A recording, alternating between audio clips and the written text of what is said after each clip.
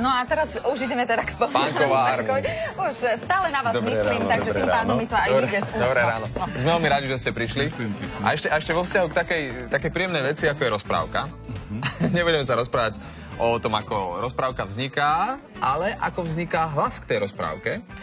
No tak to je veľmi zaujímavé, pretože predovšetkým pri takýchto animovaných rozprávkach, kde je taká možnosť, že preberajú tieto zvieratka charaktery ľudí a vlastne tým, že sú kreslené v takých rôznych situáciách a že môžu mať, povedzme, také pohľady a výrazy, aké ani človek nedokáže mať a vlastne tým nejako zvýraznia isté vlastnosti aj ľudí, tak práve v takejto analógii ten dubbing je veľmi zaujímavý, pretože vy sa tam tiež môžete do toho vložiť a prispieť tým svojim akustickým efektom pri výraze tých postav k tomu, aby tá postavička dostala nejaký farebnejší rozmer. A my rozprávame konkrétne o jednej rozprávke, ktorá bude na Vianoce. Aká to bude? To bude Happy Feet, je to rozprávka austrálskej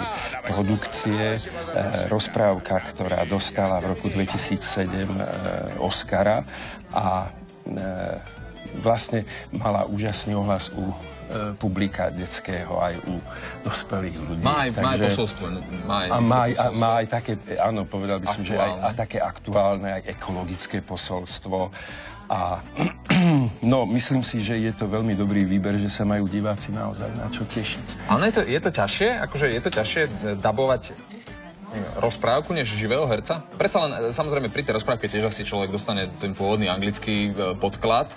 Zrejme, možno, neviem. Aj keď je tam o mnoho väčšia miera tej voľnosti. Hej, práve v tom, áno, že... Čiže radšej robíte toto, alebo živý herec? V tej rozprávke, ťažko povedať, že či toto, alebo povedzme toho dospelého herca, ale v tej rozprávke tam sa môže herec trochu aj vrátiť do svojej predstavivosti, myslím, do rokov, keď on sám prežíval toto rozprávkové obdobie a vlastne takýmto spôsobom si niečo naplniť vnútorne nejakú emóciu, ktorá vo vás rezonuje ešte, povedzme, z detstva.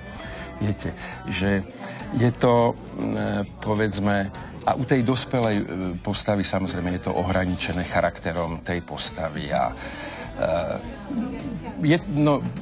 povedal by som, že pri dabovaní takýchto rozprávok sa herci vždy vybláznia. A možno mnohí budú aj prekvapení, že keď niekto dabuje niekoho, potrebujú mať aj vlastného režiséra na tieto veci, že to nie je tak len tak. Samozrejme, tak toto režiroval pán Bohuš Martinák, ktorý na nás dával veľký pozor a určil nám tie hranice, ale nechal nám aj priestor na to, aby sme mohli tvoriť. Túto rozprávku uvidíme na Vianoce. Ja viem, že už je ešte možno predčasné o Vianoce hovoriť, aj keď niektoré reklamy nás presvedčujú o tom, že už teraz treba kupovať darčeky. Vy sa už pripravujete na Vianoce s predstihom, alebo to nechávate na poslednú chvíľu ako ja? No, tak vždy mám takisto takýto istý zámer, že chceme mať všetko skôr akože teda poschovávané kdesi, možno aj pobalené, ale nie vždy to vyjde. Takže niekedy sa objavia také darčeky, ktoré sa, povedzme, kúpia len pár dní pred Vianocami.